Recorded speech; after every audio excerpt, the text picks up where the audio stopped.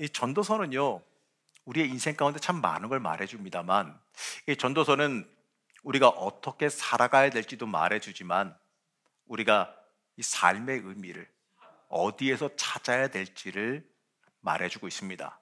이 전도서는 계속해서 뭐라고 말하냐면 세상의 물질이 인생에 무의미하다라고 말해요. 이거 오해하시면 안 되는 게 뭐냐면, 이 물질이 무의미하다 그래서 나는 그냥 무소유로 살겠다라고 하는 거는 성경에서 말하는 본질에서 벗어나서 잘못 이해하는 겁니다. 물질이요? 있어야지. 안 그렇습니까? 있어야죠. 없으면 얼마나 불편한데요. 내가 하나님이 안 주신 걸 억지로 더 가지려고 그러니까 문제가 되는 거지, 주시는 거는요, 입이 찢어져라 벌려서 받아 먹어야 되는 게 당연한 겁니다. 그거 여러분 착각하시면 안 돼요. 받아 먹어야 돼요. 주시는 거예요. 근데 뭐가 문제가 되냐면 그게 전부 다가 아니라는 거죠. 여기 전도서에서 말하는 거는 물질이 인생의 목적이 되면 안 된다는 걸 말하는 겁니다. 도구예요. 도구. 하나님께 쓰임 받는데 필요한 도구지, 그게 인생의 전부 다가 아니라는 걸 깨달으라라는 겁니다. 이 세상의 물질로도요, 참된 즐거움과 평안을 주지 못한다고 누누이 말합니다. 그리고 심지어 이 부를 쌓아도 누리는 즐거움을 경험하지 못하니 아무 의미가 없다고 말해요. 전에 제가 뉴스를 봤는데 아주 속상한 걸 봤는데요. 독거노인이 돌아가셨습니다. 그냥 폐지 주시고 다니는 할머니셨대요. 그 마을에. 뭐 자녀들도 없고 일가 친척도 없고 그냥 혼자서 그냥 그렇게 사셨던 분입니다. 그래서 그 사시던 데를 정리는 해야 되니까, 돌아가셨으니까 그 사시던 데를 이제 그 자원봉사자들이 가서 이제 드러내는 거예요. 근데 보니까 쓰지도 않고 포장도 안 뜯은 물건들이 참 많더래요. 그러니까 누구한테 선물 받던 뭘 받던 이렇게 원조 받은 것들인데, 그걸 갖다가 아니 누리고 써야지, 그걸 갖다가 뜯지도 않고 계신다는 거예요. 난로도 누가 선물해 줬는데 포장도 안 된 상태로 그냥 있는 거예요. 겨울에 얼마나 춥게 지내셨을까? 전기가 바뀐다고 안 쓰신 겁니다. 그런데 문제가 뭐냐면 누워 계시던 이불을 치웠더니 그 누워 계시던 그 자리에서 돈다발이 나오더라는 거죠. 안 쓰시고 계속해서 모으신 걸 갖다가 그냥 이불 밑에다 그냥 계속해서 그냥 쌓아 놓으신 거예요. 그걸 갖다가 꺼내서 봤더니 수천만 원이 되더라 이거죠. 아이고, 그 돈, 그걸 가지고 그분이 맛있는 거 사 드시고 옷도 좀 따뜻한 거 사 입으시고 그러면서 다 누리고 다 쓰고 어차피 줄 사람도 없는데 다 쓰고 가셨으면 어땠을까라는 안타까운 마음이 그 뉴스를 보면서 저는 들었습니다. 아이고, 그냥 모으고 모으고 하는데 그냥 목적을 삼으셨지 저걸 쓰고 누리질 하나도 못하고 그냥 저러고 가셨구나. 저럼 저거 그냥 그대로 어떻게 되겠어요? 저는 모르겠지만 그게 아마 그냥 나라로 들어가지 않을까요? 그대로? 얼마나 안타깝습니까? 이 부를 쌓아도 즐겁게 누리고 쓰지 못하면 아무 의미가 없다고 말을 하는 겁니다. 바로 하나님께서요, 그들이 부를 통해 즐거움을 누리도록 허락하지 않으셨기 때문이라고 말합니다. 왜냐하면 그게 인생의 전부가 된 사람들은 모으는 데 재미만 들렸지 그걸 누리고 쓰는 데 재미를 하나도 모른다는 거예요. 하나님께서 여러분 물질 주시는 건요, 여러분 잊지 마세요. 즐기고 쓰라고 주신 거예요. 나쁜 짓 하라는 얘기가 아니라 그 드린 물질로 주시는 복을 받아 누리고 충분히 쓰라고 주신 겁니다. 모으는 것도 좋지만 그게 모으는 게 인생의 목적이 돼서는 안 된다는 걸 명확히 말합니다. 심지어 2절 말씀에 이렇게 말하는데 세 번역으로 보겠습니다. 2절 말씀 이제 화면 나오면 화면 같이 볼게요. 자, 이걸로 봐주세요. 왜냐하면 이게 전도서가 우리가 가지고 있는 번역 성경으로는 이해하기가 참 어렵게 돼 있는 말투라서, 그래서 조금 이해하기 쉬운 걸로 제가 성경을 바꿔서 좀 번역본을 바꿔서 일부러 올렸습니다. 2절 말씀 같이 보면서 읽겠습니다. 하나님이 어떤 사람에게는 부와 재산과 명예를 원하는 대로 다 주시면서도 그것들을 그 사람이 즐기지 못하게 하시고 엉뚱한 사람이 즐기게 하시니 참으로 어처구니 없는 일이요 통탄할 일이다. 어떻습니까? 조금 더 알아보기가 좋죠? 좀 더 직관적으로 다가오죠. 신나게 모으고 열심히 모으고 안 쓰고 하던 아까 그 할머니의 이야기를 한 이유가 뭐겠습니까? 바로 이 말씀 때문에 그런 거거든요. 열심히 모으고 즐기지 못하고 누리고 쓰지 못했으니 결국에는 엉뚱한 사람이 그걸 누리고 쓰게 된다라는 얘기예요. 어처구니 없는 일이라는 겁니다. 성경 말씀에도. 이 재물과 명예 다 주셨는데 엉뚱한 사람이 그걸 즐기게 되니 그게 무슨 의미가 있느냐, 바로 이러한 뜻입니다. 이 세상의 것을 열심히 추구한다 해도요, 내가 전혀 쓰고 누리지 못한다면 그게 무슨 의미가 있겠느냐 이거예요. 쓰고 누릴 때에도 거기에 평안과 즐거움이 전혀 없다면 아무 소용이 없다라고 전도서는 말합니다. 내가 가지고 있을 때라도 내 것이라고 말할 수 없다라는 거죠. 3절은요, 당시의 축복의 상징인 다산에 대해서도 말하는데요, 이 100명의 자녀를 낳고 장수를 한다 할지라도 그것 역시 비천하다라고 전도서는 말합니다. 세상의 기준으로 복을 누린다 할지라도 하나님 온전히 바라보지 못한다면 그게 뭔 소용이 있겠느냐, 이러한 의미예요. 이걸 바꿔 말해보게 되면 이 자녀들 암만 세상에 복 받으면 뭐하냐, 그들이 하나님 만나지 못하면 소용이 없다, 이러한 것도 함께 말하고 있는 겁니다.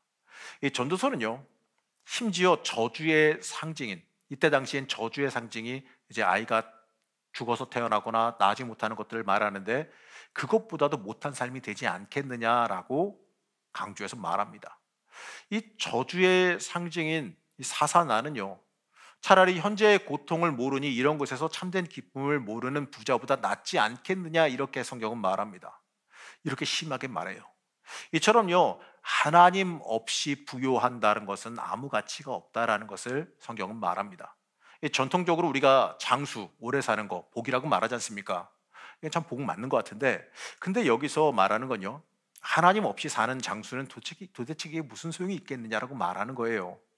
우리가 2000년이라는 믿을 수 없는 오랜 기간만큼 살았다고 할지라도 영적인 즐거움을 누리지 못한다면 아무 소용이 없지 않겠느냐, 이렇게 말씀합니다.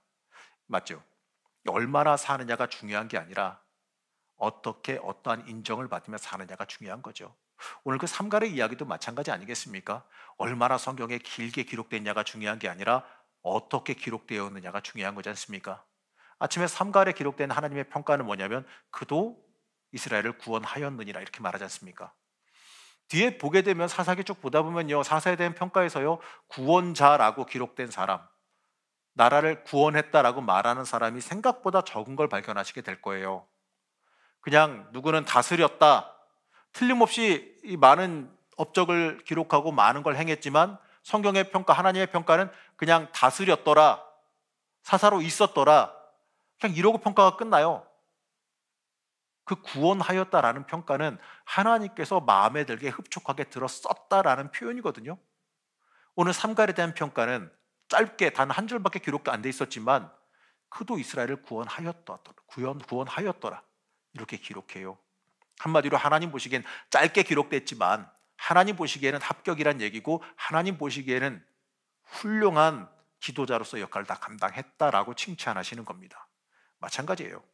우리가요, 하나님께 인정받는 게 정말 중요한 겁니다. 우리가 많은 세월 살고 많은 걸 누리더라도 무엇을 위해 살고 있는지, 어떻게 살아가고 있는지가 굉장히 중요해요. 자, 여러분 죄송하지만 오늘 어버이날, 어버이 주일도 하고 꽃도 달아드리고 해서 기분 좋지만 다시 한번 물어볼게요. 앞뒤 양옆으로 이렇게 한번 다 물어보세요. 대답을 구하지 마세요. 대답도 하지 마시고 물어봐 보세요. 돌아보면서 왜 사세요? 왜 사십니까? 좀 딱딱하게 물어도 괜찮아요. 싸움 안 납니다. 제가 보장할게요. 그냥 물어보세요. 왜 사세요? 왜 사십니까? 뒤에 장로님들 아주 그냥 잘하십니다. 왜 사십니까? 대답은 다들 알고 계시죠? 왜 사십니까? 하면 주를 위해 삽니다, 이렇게 고백하시면 합격입니다. 근데 우리가 내가 왜 사느냐, 이 문제를 갖다가 정말 우리가 많이 생각해 봐야 돼요. 내가 때때로요, 기분 좋은 날도 있지만 기분 안 좋은 날도 있을 수 있고요, 내가 때때로 일이 잘 되는 날도 있지만 일이 안 되는 날이 있을 수도 있잖아요. 세상 삶이 다 좋습니까? 안 좋은 날도 많이 있어요. 근데 내가 왜 사는지를 명확하게 구분하지 못하면 안 좋은 일이 왔을 때, 내 마음대로 안 되는 일이 왔을 때 그때 무너지고, 그때 어찌할 바를 모르고 그냥 망가지고 말게 돼요. 근데 내가 왜 사는지를 명확하게 아는 사람은 나에게 고난이 다가오거나 때때로 어려움이 다가오더라도 무너지지 않습니다. 왜냐하면 내가 하나님을 위해서 사는데 어려움이 온 것도 나 주를 위해서 받아들이는 거거든요. 그 고난도 주를 위한 일이 될 수 있거든요. 그러니까 오히려 그 상황이 오게 되면 하나님이 이걸로 어떻게 역사하시려고 이런 일을 주셨는가 라는 마음이 들기 마련입니다. 왜냐하면 나는 하나님의 것이고 나는 하나님께 쓰임받기 위해 살기 때문에 그렇습니다. 여러분 잊지 마세요. 하나님은 나를 쓰십니다. 하나님은 나를 쓰길 원하십니다. 그리고 하나님은 나를 쓰길 원하시기 때문에 나를 소중히 여기십니다. 나는 하나님께서 소중하게 여김받는 사람이에요. 잊지 마십시오. 나는 하나님께서 귀하게 여기십니다. 한번 따라해 볼까요? 나는 귀하다. 나는 하나님께서 귀하게 여기신다. 믿으십니까? 꼭 그렇게 고백하셔야 됩니다. 그렇기 때문에 나는 귀하게 하나님께서 여기는 사람이기 때문에 이 땅에 어려운 일 오고 힘든 일 와도 무너질 필요가 없는 거예요. 오히려 그걸 통해서 하나님이 어떻게 역사하실지 기대하는 기대 심리가 있어야죠. 자, 우리 다음 주부터 이제 전도 나갑니다. 근데 오늘 지금 이제 남은 사람들 숫자를 보게 되면 여기보다 좀 많긴 하겠지만 약간 걱정도 되긴 하고요. 그리고 과연 전도들 안 하다가 이제 노방전도라는 것, 요즘에 노방전도 사실 좀 부정적으로 보기도 하고요. 심지어 저기 그 김기주 권사님네 그 머리 자르러 가게 되면 그 앞에서 하나님의 교회 사람들 나와가지고 그 안산홍 증인의 사람들 나와가지고 뭐 이렇게 뭐 6월절 나세요 이러면 저리 꺼져 이렇게 막 사람들 그러더라고요. 진짜 그러더라고요. 저도 깜짝 놀랐어요. 그런 사람들도 있고 뭐 이러거든요. 그런 식으로 막 그런 사람들이 있는 와중에 우리도 나가서 이제 교회띠 두르고 이제 전도하고 이렇게 하면은 동급 취급받거나 안 좋으면 아니면은 좀 안 좋은 소리 듣거나 배척당할 수 있다는 겁이 나기도 합니다. 저도 겁이 나긴 해요. 근데 사람 보라고 하나? 사람 보라고 하나요? 아니잖아요. 성령께서 역사하시라고 하는 거잖아요. 스타트입니다, 스타트. 우리가 나가서 물티슈 나눠주고 전도지 나눠준다 그래서요, 그거 보고서 아이고 내가 회개해야겠네 이러고 오는 사람이 있으면 참 감사한 이야기지만 그거 붙잡고 오는 사람 보면 거의 한 80%는 신천질걸요? 그 정도로 쉽지 않다는 얘기예요. 의심하는 게 아니라. 그런데 우리가 가서 그렇게 열심히 일하고 수고하고 하나님을 위해서 나를 들여가면 정성 다하잖아요. 성령님께서 데리고 오세요. 성령님께서 역사하세요. 저는 그걸 믿습니다. 그러니까 다음 주에 저는 기대가 약간 되긴 합니다. 잘 되리라 기대하는 게 아니라 무슨 사건 사고가 있을까 좀 기대가 됩니다. 나가서 뭔 소리 들을까? 물티슈 나눠주면은 언놈이 던질까? 이런 생각도 좀 하고 좀 기대를 합니다. 왜냐하면 그렇게 강하게 역사가 일어나면요, 성령님께서도 강하게 역사하시거든요.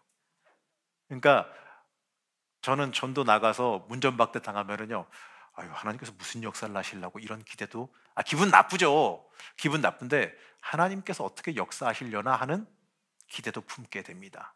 그렇기 때문에 다음 주에는 전도 나갈 때 인원이 적더라도 저는 큰 맘 먹고 다 같이 하나님의 역사 기대하면서 나갔으면 좋겠습니다.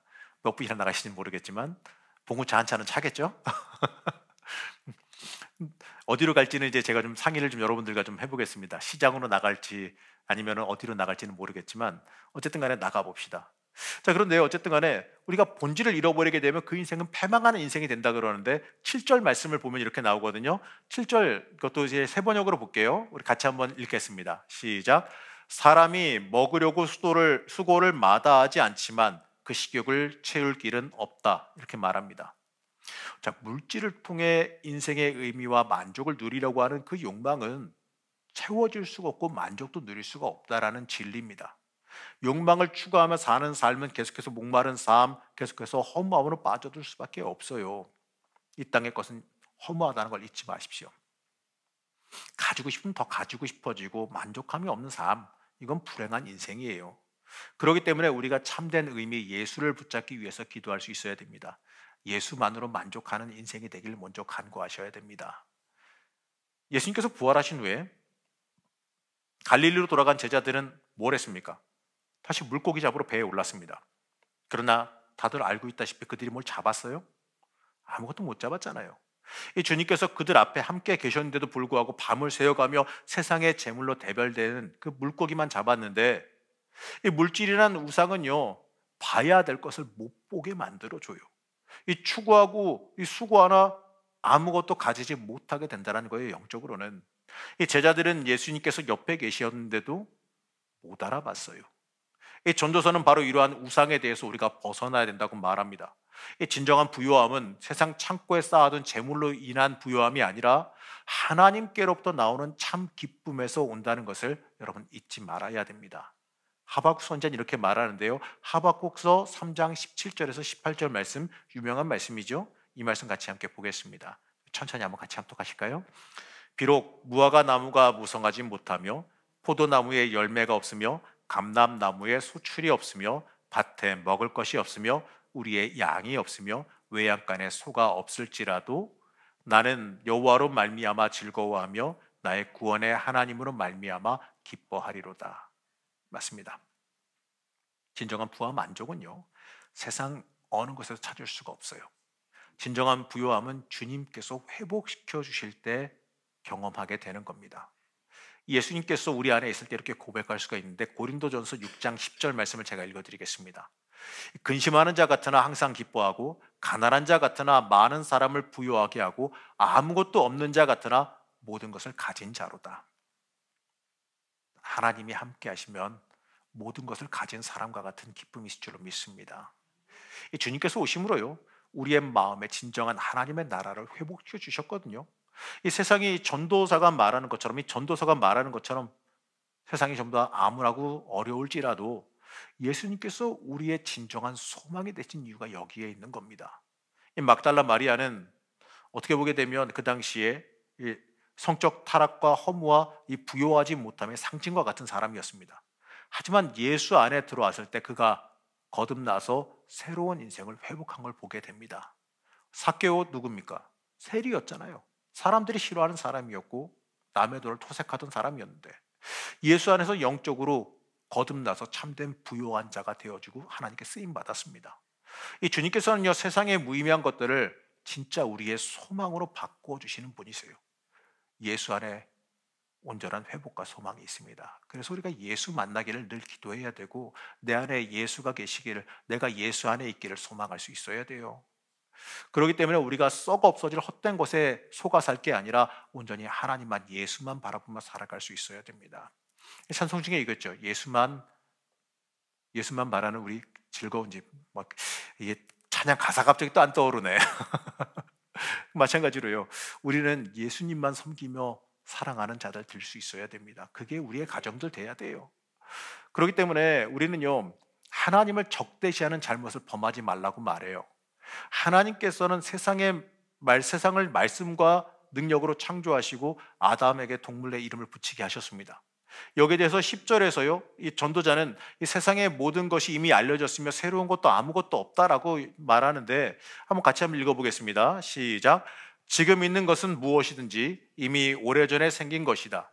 인생이 무엇이라는 것도 이미 알려진 것이다. 사람은 자기보다 강한 이와 다툴 수 없다. 가장 밑에 줄이 중요하죠. 자기보다 강한 이와 다툴 수 없다. 누구십니까? 우리가 하나님과 싸우려 들면 안 돼요. 하나님과 대적하려 들면 안 됩니다. 그것만큼 미련한 게 또 없죠. 이름 지어준다. 이거는요, 무슨 의미냐면 사물을 통제하고 주인이 된다는 의미와도 같은데, 하나님은 이미 사람보다도 더 잘 알고 계신다는 얘기예요. 하나님께서 우리의 인생도 이미 주관하고 계시고 하나님께서 모든 걸 다 쥐고 계신다는 뜻입니다. 그러니 인간이 자신의 운명을 쥐고 계시는 하나님과 논쟁한다? 아무 쓸데없는 의미죠. 하나님께 따져 묻는 거, 물론 우리가 힘들고 어려울 때 따져 물을 수도 있지만 그거보다 더 중요한 건요, 주어진 상황 속에 내가 어떻게 순종하느냐가 더 중요한 거예요. 하나님께서 이유를 묻는 거 물을 수는 있겠지만 물어서 뭐 하려고요? 하나님 왜 이렇게 만드셨어요? 물론 속상하고 어렵고 힘들면 따져 물을 수는 있겠지만 그것까지 하지 말라고 하시진 않지만 그게 무슨 의미가 있느냐는 거죠. 왜냐하면 하나님이 하신 일에 내가 따져 묻는다고 바뀌는 게 있습니까? 하나님께서는요, 나보다 멀리 보시잖아요. 그 일에 대해서 당장 나는 눈앞에 벌어진 일밖에 못 보지만 하나님은 더 먼 미래를 보시며 그걸 통해서 계획하시고 역사하신 더 큰 일이 있다라는 거예요. 당장은 내가 보기에는 하나님 왜 고난 주셨어요? 힘들게 이러겠지만 하나님은요, 야, 너 그 고난 통해 가지고 이거 훈련해 가지고 나 더 큰 건 이거 주려고 지금 준비하고 있어. 그러니까 잘 버텨봐. 이러실지도 몰라요. 근데 내가 못 알아듣고선 하나님한테 땡땡대고 있을 수도 있어요. 그렇잖아요. 그렇기 때문에 우리가 하나님을 온전히 믿고 순종하고 따라가는 게 우리의 인생에 진짜 복이 되고 유익이 된다는 걸 우리가 명확히 깨달을 줄 알고 고백할 줄 알아야 돼요. 그렇기 때문에 하나님께 따져 묻는 거는 좀 안타깝지만 좀 미련한 사람입니다. 빨리 순종하는 게 복이라는 걸 잊지 마세요. 사도 바울은요, 육신의 가시를 넘어서서 내가 약할 때 가장 강하다라고 선포했거든요. 미디안의 군대를 맞이한 그 300명의 군사로 맞선, 300명 가지고 수만 명을 맞선 그 기드온, 이제 조만간에 기드온도 할 텐데, 기드온도요 하나님 의지함으로 이겨낸 승리한 놀라운 하나님의 역사입니다. 주님 없는 세상은요 허무한 것밖에 안 된다는 거 잊지 마세요. 주님과 동행하는 삶을 살아야 됩니다. 그래서 아침에 기도할 때 이제 새벽 예배 끝나고 일어나면서 이제 엎어져서 기도하다가 일어나면서 하는 말이 첫 말이 이겁니다. 아이고 허리야부터 하고 일어나고, 그냥 쭈그러져 있었으니까 힘드니까 아이고 허리하고 일어나면서 이제 또 하는 말이 뭐냐면, 주님 오늘은 어떻게 역사하시겠습니까? 오늘은 어떻게 저와 함께 하시겠습니까? 이러면서 일어납니다. 여러분의 인생도 마찬가지예요. 눈 뜨면서 기대하는 마음이 우리에게 좀 있어야 될 것 같아요. 오늘 하루 눈 뜨면서 하나님 오늘은 어떻게 함께 하시겠습니까? 오늘은 어떤 은혜 주시겠습니까? 오늘은 나랑 어떻게 동행하시겠습니까? 이러한 고백이 있어야 될 줄로 믿습니다.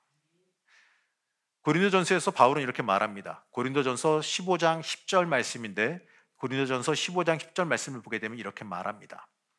그러나 내가 나된 것은 하나님의 은혜로 된 것이니 내게 주신 그의 은혜가 헛되지 아니하여 내가 모든 사도보다 더 많이 수고하였으나 내가 한 것이 아니요 오직 나와 함께 하신 하나님의 은혜로다. 이렇게 고백해요. 담대히 예수 안에서 그러므로 내가 그리스도를 위하여 약한 것들과 능력과 궁핍과 박해와 곤고를 기뻐하노니 이는 내가 약한 그때의 강함이라 라고 말합니다. 나는 약해도 돼요. 주님이 강하시니까. 내가 그 능력 힘입으면 되는 거 아니겠습니까? 사랑하는 우리 성도 여러분, 우리의 삶도요 사도 바울의 고백처럼 예수 안에서 우리의 인생의 본질 되시는 예수님 붙잡고 살아가시길 축복합니다. 여러분, 그런 인생은요 허무함이 없는 영적 평안함과 승리가 있는 삶인 줄을 믿으시기 바랍니다. 여러분, 이번 한 주간 살아가실 때에도 예수 붙잡고 승리하시길 축복합니다. 우리가 예수 붙잡고 살아가면요 우리 인생 복될 줄로 믿으시기 바랍니다.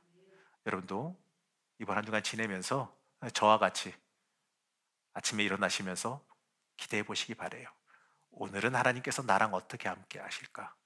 그 기대하는 그 마음, 주님께서 나와 동행하신다는 그 기대하는 그 마음으로 이번 한 주간도 평안 누리시고 하나님께서 주시는 참된 복을 누리시는 삶 되시기를 그냥 간절히 축복합니다.